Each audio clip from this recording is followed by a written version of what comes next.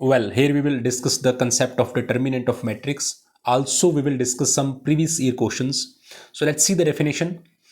Determinant of matrix, एक matrix का determinant तभी पॉसिबल है फर्स्ट ऑफ ऑल वो एक स्क्वायर मैट्रिक्स होनी चाहिए. स्क्वायर मैट्रिक्स किसी भी ऑर्डर की हो सकती है, 2x2, 3x3, 4x4, what ever. तो हम उस मैट्रिक्स का डिटर्मिनेंट फाइंड आउट कर सकते हैं. डिटर्मिनेंट एक वैल्यू आएगी, एक रियल और कॉम्प्लेक्स नंबर कुछ भी हो सकता है वो. तो उस मैट्रिक्स का डिटर्मिनेंट निकालना मतलब उसकी एक प्रॉपर वैल्यू फाइंड आउट आपको करनी है. अब उसको डिटर्मिनेंट को फाइंड आउट करने के मेथड क्या होगा, एक एग्जांपल से पहले मैं समझाऊंगा आपको.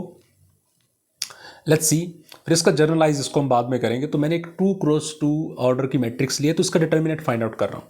तो यहाँ आपको डिटर्मिनेंट फाइंड आउट करने का सिंपल सा वे है कि आपको क्रॉस मल्टीप्लाई यहाँ पे करनी है. जैसे 2x2 है तो आपको एक लेफ्ट टू राइट जाना है, फिर देन राइट टू लेफ्ट जाना है. ओके.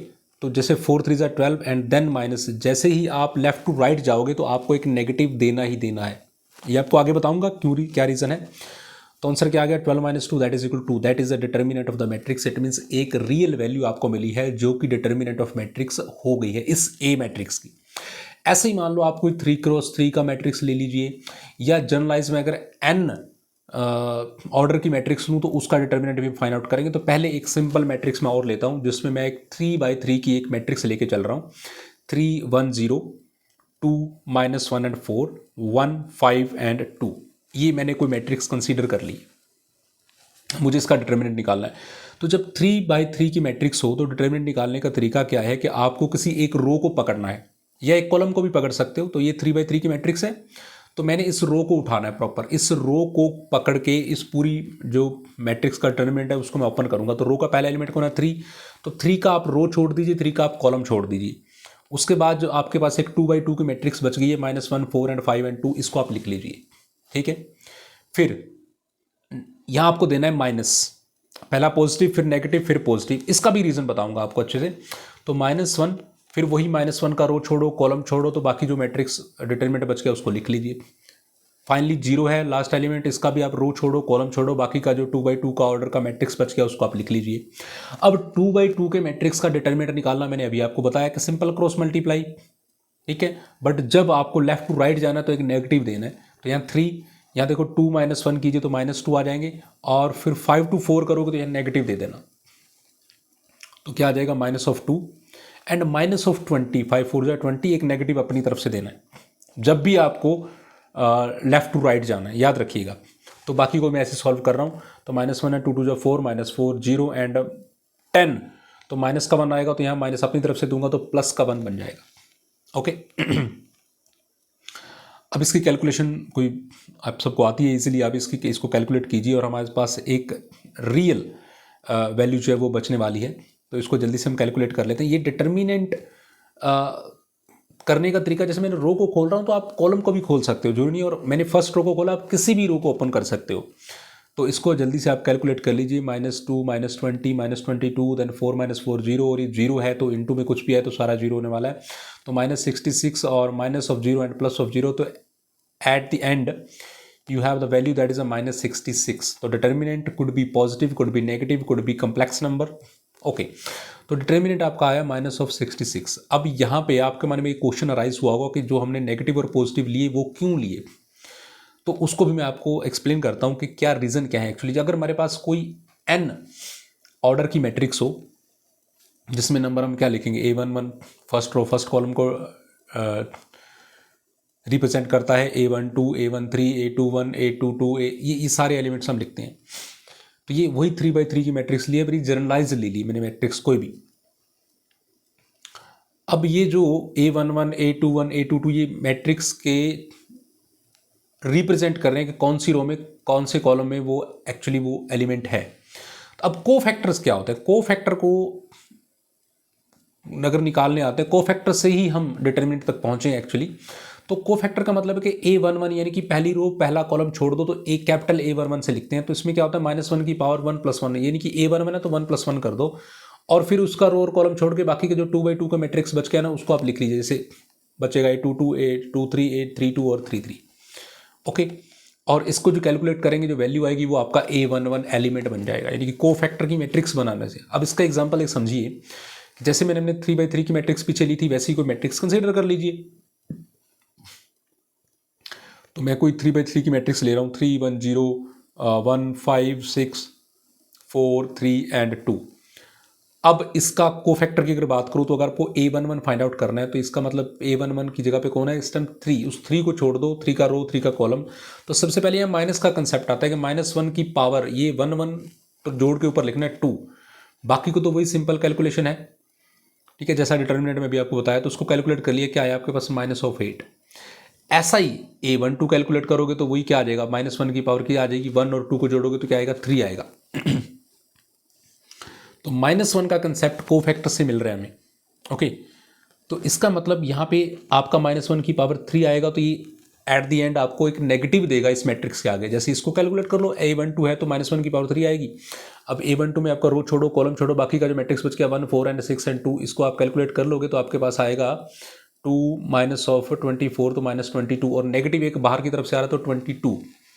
ओके, तो इसका मतलब जब हम कोफैक्टर निकाल रहे हैं तो एक जब वो 1 और 1 जब उसका एडिशन क्या हो रहा है, इवन बन रहा है तो पॉजिटिव आएगा, ऑड बन रहा है तो नेगेटिव आएगा। इसका मतलब ये मैट्रिक्स ऑफ कोफैक्टर्स आप इसको डिफाइन कर सकते हो, A11 A12 A13 A21 A22 A23 and so on.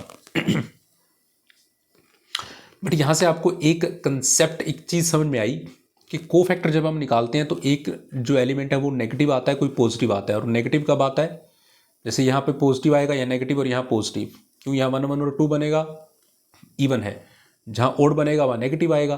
तो ये देखो पहली रो में मेरे पास के साइन आप कंसिडर हो गए।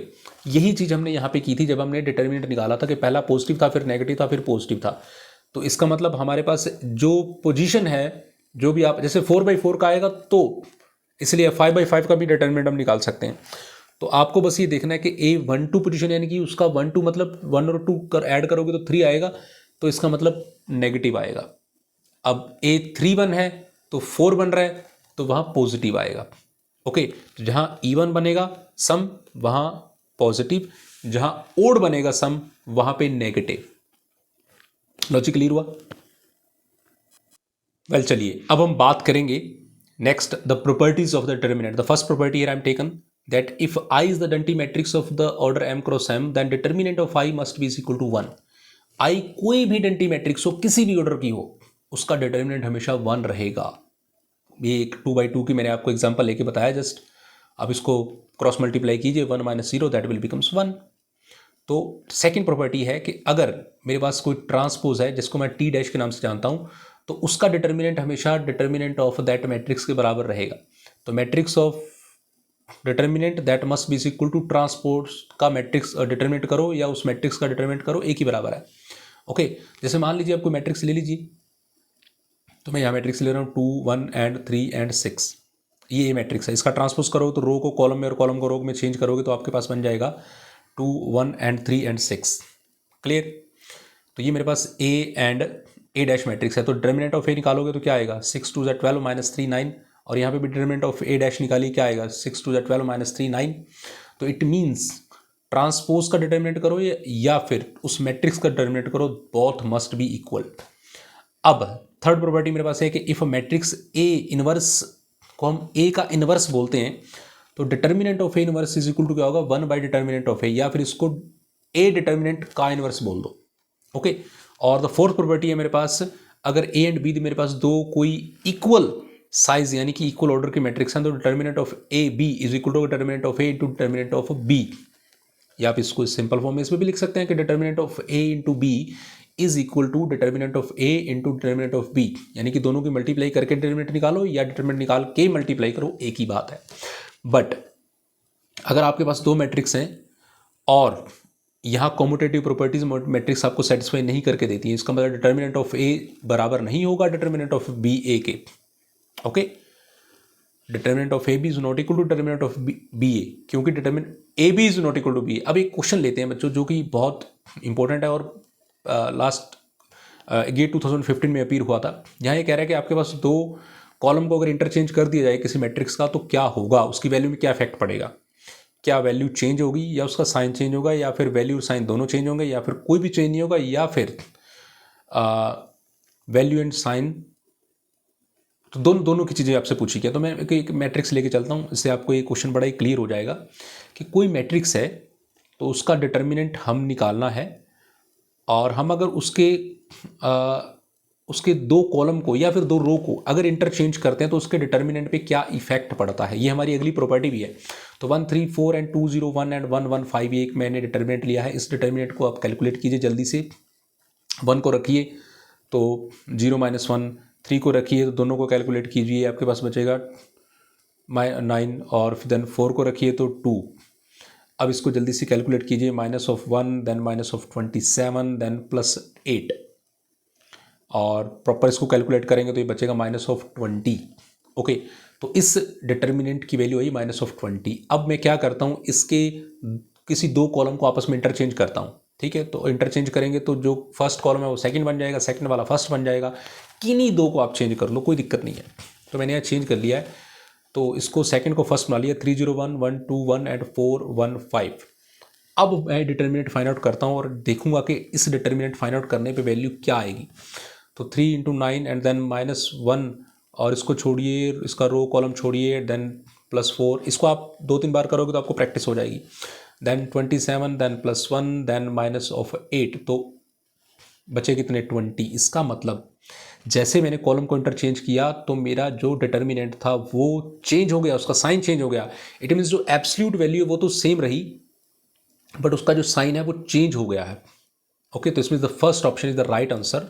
The absolute value will remains unchanged but the sign will change if we are interchanging the two column.